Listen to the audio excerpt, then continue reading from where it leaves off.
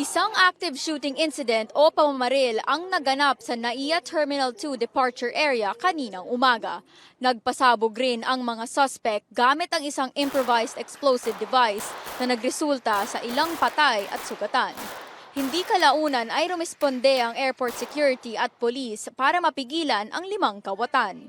Bahagi lahat yan ng full-scale security exercise na isinagawa ng Manila International Airport Authority at PNP Aviation Security Group.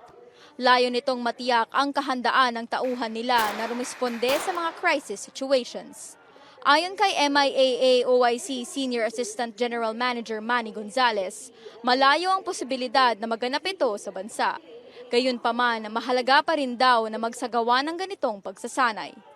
Sa akin sa ngayon, very remote kasi the way we implemented yung mitigation measures, security measures, implemented naman po. Normally, when we come out with the security exercises, we are introducing the worst case scenario po.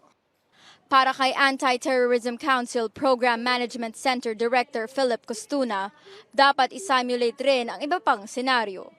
Inirekomenda rin ng ilan ang paggawa ng warning system para maalerto ang mga pasahero sa insidente. Sinabi naman ng taga Royal Air Philippines, ipinakita ng simulation ang epekto ng kawalan ng X-ray machines bago pumasok. Noong nakaraang taon, tinanggal ang initial screening sa major airports para mabilis ang pagpasok. The removal of the initial screening leaves the airports very vulnerable. There really is a need for initial screening.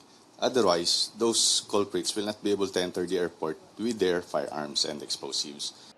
Pag-aaralan ng MIAA ang mga rekomendasyon, pati ang mungkahi na gawing kada taon ang security exercise. Samantala, nagpaalala ang otoridad kaugnay ng bomb jokes matapos ang insidente sa Bicol International Airport nitong Lunes. Ayon kay Gonzales, 2 na ang nakasuhan ngayong taon dahil sa bomb joke. Kabilang sa parusa nito ay pagkakakulong ng hanggang 5 taon at multa ng 40,000 piso.